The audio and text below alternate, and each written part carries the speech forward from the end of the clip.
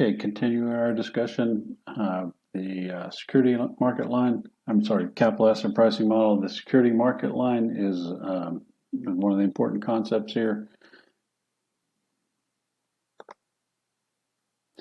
So security market line is a graph of the CAPM or capital asset pricing model. The line that shows a relationship between risk as measured by beta and the required rate of return for individual securities.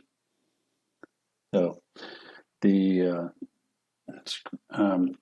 graphing the required rate of return on the y-axis and beta, or the relevant risk, on the x-axis. We chart the risk-free rate is always the starting point for the security market line. This security market line is our capital asset pricing model equation. So we can chart the required rate of return, fair return, and also referred to as hurdle rate for a given security, given its beta and the return on the market and the risk-free rate. If we have those, we can calculate a fair return for this security. So, for example, we got the return on the market, or the average return on the market, 11%. So, and beta is 1. So, a safe stock, for example, would have a low required rate of return, here 8%, and beta in this case 0.5. Go up here to a high required rate of return and a higher beta, 2. So we're going to be further out along this line. So this simple graph gives us the security market line. One concept that's not covered here is called alpha. So, for example, that's an alpha.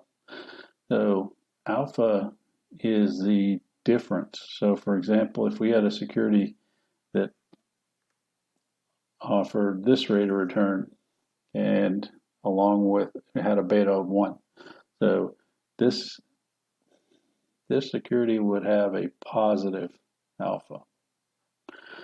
For example, so that's positive alpha is very desirable.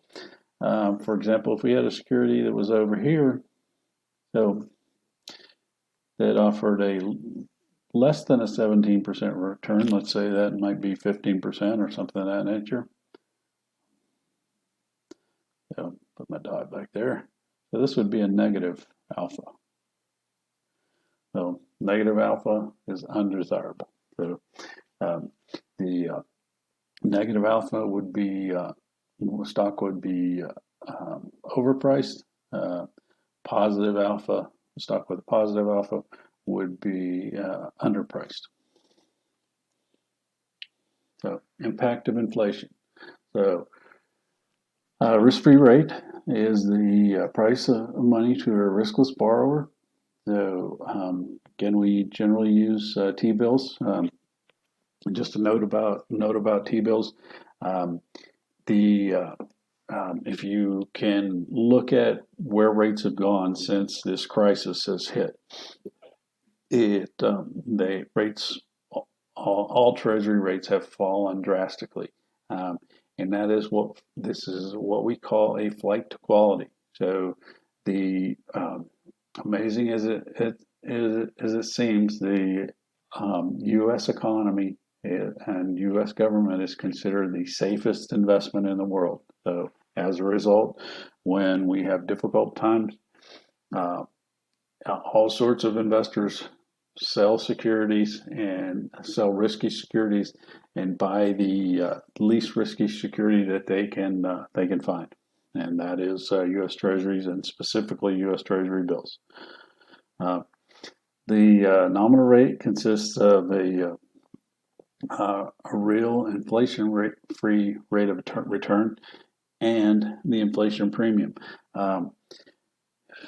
The just so you know, we've actually had what we call negative real rates of return, and we especially have them now considering inflation is somewhere in the neighborhood of 2 to 3%.